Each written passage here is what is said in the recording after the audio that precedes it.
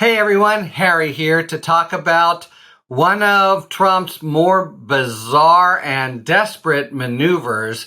First, you may have noticed he's getting the crap kicked out of him up and down the eastern seaboard in Georgia, in some ways in Florida, certainly New York, where the E. Jean Carroll trial has been going on all week in his absence. That's going to certainly alienate the jury. And in D.C., where most importantly, in the last few days, the D.C. Circuit rejected his claim that it would violate his executive privilege for Mike Pence to testify, and Jack Smith, gathers no moss, dragged Pence into the grand jury immediately for a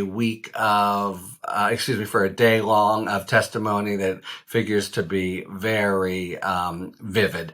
But Trump Wednesday sent a letter to the chair of the House Permanent Selection Committee on Intelligence that basically tried to cut off at the pass the investigation into the retention of documents in Mar-a-Lago. So point one is it suggests, because it's such a legal non-starter, even silly move, it suggests that they are expecting that the Mar-a-Lago case is coming and coming soon.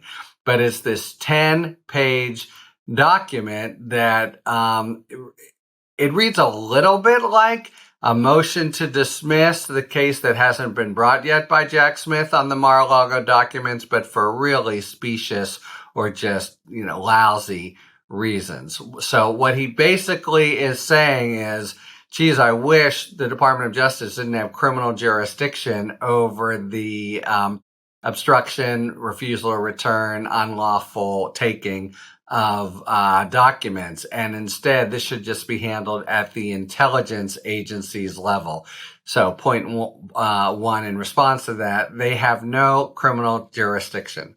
They can only investigate, and they do investigate and are investigating here important questions like what degree of damage has ensued as a result of Trump's violations. And that's one side of the House or the executive branch, and the other side brings criminal cases. So he's basically saying to the House, order the DOJ to shut down its criminal investigation and keep this with intelligence agencies. I think from the little bit of constitutional law we've all acquired in our own Trump University over the last few years, we know that's a non-starter. The Congress has no power, nor does the Constitution give it any power to simply tell the DOJ to shut down a pending criminal investigation. And the reasons he says it should are also very telling and maybe forecast what his eventual defense will be. There's all kinds of talk of Biden and the documents found in his premises in the 10-page letter. And the suggestion is all that really happened here is that executive branch agencies for gathering of documents are flawed and need to be reformed. So the picture he wants to paint is that when it was time to leave, he didn't do anything, but aides swept in a bunch of documents, including, we've learned, a lot of the classified stuff are his briefing papers for meetings with foreigners, just swept them into boxes, and they were then spirited away to Mar-a-Lago.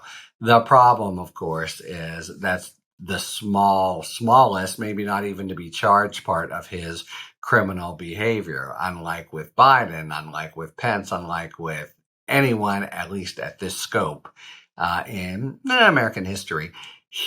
Trump, completely obstructs the inquiry once they finally say, after they come to the end of their rope, which they give him quite a lot of, they finally say, give us the classified documents, please. They don't belong to you. They're dangerous, etc. And he then embarks on a course of obstruction, including lying about the return of a subpoena that is what's put him in criminal hot water. So it's this very sort of obtuse letter that overlooks the actual conduct that he's charged with. You have to wonder why he sent it. There's, as I say, not the slightest chance it could have any purchase, and any lawyer would have told him that. So all you can posit is that he somehow, well, there have been some commentators out there saying it's a hail Kevin pass. They'll try to do something, but Kevin McCarthy has zero power here. And of course, nor would the Senate go along or the president to tell the DOJ what to do. So it's at best a political document, and a really poorly framed one at that I think is done perhaps to feed the Republican members of the McCarthy caucus with some talking points to say, even though they're fallacious, and to just get into the water somehow and be part of a political argument, except it's such a poor one. You can't imagine, even at the sort of superficial soundbite level, anybody will go for the idea that, it's all the same. Things just get swept off the desk into boxes and then sent away, as if everyone would simply forget Trump's crass, gross, outlandish, repeated habit and conduct of obstruction and treating the documents even after they're even after he's told about them as his, to do with as he likes, including closing his eyes and waving a magic wand in his head to declassify them. So this is, I think, he's had some weak motions, some motions that were kind of doomed to failure under the law. This is another level. This one is plainly DOA, or even before arrival, and whoever drafted it, and man, it's hard to be a Trump lawyer and have to write up some of this stuff that is, completely below what any first-year law student would do. But whoever had to put it out there has no illusions that it will do anything for Trump legally. But hopefully, they hope that is, and doesn't to me seem very likely either, it will give some basis for trying to influence the public attitude of his conduct in Mar-a-Lago, which I'll repeat here where I started. It's starting to look like it's getting pretty close to the mark, and Trump and his lawyers must be contemplating the same thing for having put this thing out, which is really a kind of desperation move. What can we throw against the wall?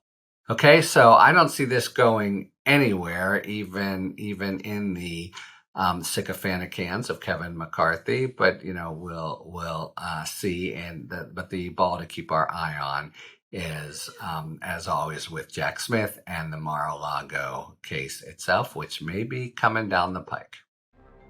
Talk to you later. Thanks for tuning in.